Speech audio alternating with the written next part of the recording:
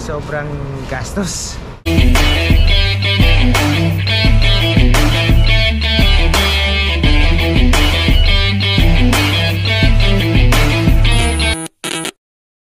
Hey yo, what's up mga katusok yun?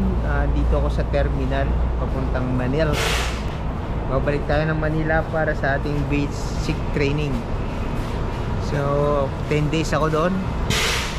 Sobrang gastos, napakagastos kasi province going Manila. Then kailangan tsaga-tsaga lang talaga. So ayan, kung makikita nyo yung paligid, andito ako sa Iriga City Terminal, sa backside kung saan pumapark yung mga bus papuntang Manila. So 6 pa yung alis ko, pero maaga akong bumaba kasi napakaulan sa amin sa may bundok. Abang lang po sa update natin kung ano mga gagawin sa basic training. Siguro i-clip ko na lang dito sa video na to para hindi masyadong mahaba yung 10 days na training natin. Tingnan natin kung kayang i-video sa loob o baka pagbawalan tayo. So see you mga katusok sa ating training sa Manila. Bukas na yung training ko, pero ngayon pa lang ako aalis, so puyatan to, wala tayong tulog, diretso tayo sa school bukas. So let's go, bye bye.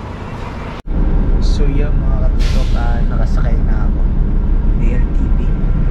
So ang sarap ng ating nasakay, lambot. Pero medyo pricey nga lang.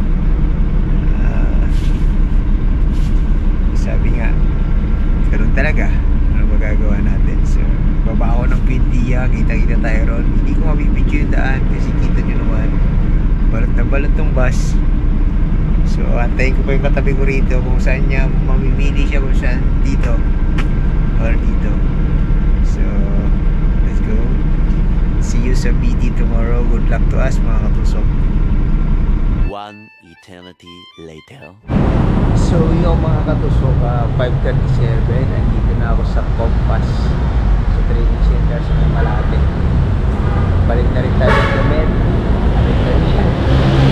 Lahat ng barangay, 10 days tayo rito. Sana mabilis lang yung proseso para matapos natin lahat within 10 days, para hindi tayo mag-extend at nakakahiya sa tutuluyan natin. So yun lang mga katusok. Hindi ko sure kung makakapag-video tayo sa loob, pero as of now hindi pa kayo pinapapasok. Wala tayong tulog, laban na para sa pangarap.